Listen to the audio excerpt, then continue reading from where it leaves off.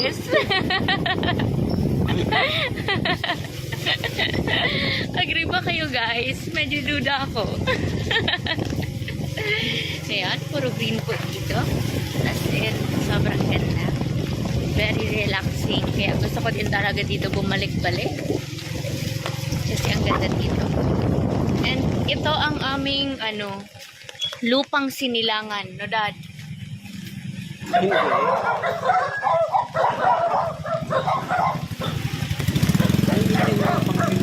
Manila.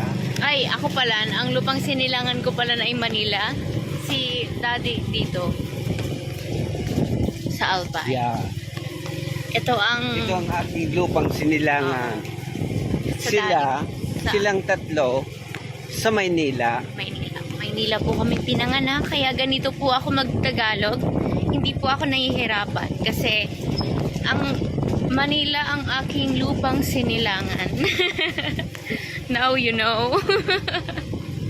Kahit lumaki ako sa Bicol, still hindi ako nahihirapan magtagalog. So,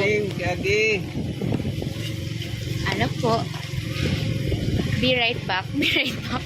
Hello mga kamedit, ito muli ang inyong Tita Toots.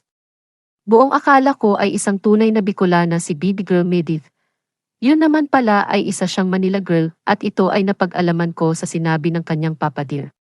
Silang tatlong magkakapatid ay sa Maynila lahat ipinanganak, kaya pwedeng tuwagin siya na isang Manilenya kahit sa Bicol pa sila lumaki, tama po ba? Anyways, nakakabilib talaga sa husay na humawak ng pera itong si Baby Girl Medith. Dahil lahat pala ng mga naipon niyang pera ay well invested lahat. Yung babuyan niya at yung kasalukuyang ipinapatayo niyang bahay sa may babuyan ay galing sa mga naipon niyang pera at sa patuloy na sumusuporta sa kanya na mababait sponsors.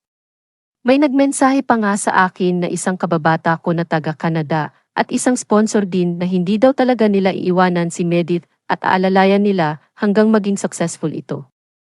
At marami pang plano ang kanyang mga mababait na sponsors, kaya marami kayong aabangan na magagandang mangyayari sa buhay ni Medith.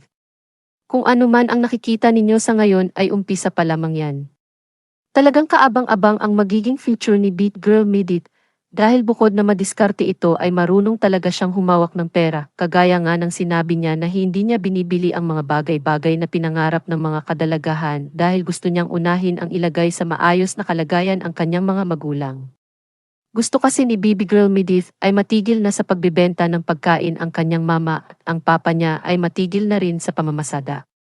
Para doon na lang sila sa ipinapatayo niyang bahay sa Babuyan tumira, habang si Baby Girl Medith ay patuloy sa kanyang pag-aaral sa Naga at patuloy din sa kanyang mga pinagkakakitaan. Buti na lang, may mga taong andyan para suportahan ako. Yung mga pinagawa ko po nito, yun yung mga nakuha ko, yung pinagawa ko niyang yung babuyan, yung mga nakuha ko nung birthday ko, yung mga ibinigay niyo po sa akin.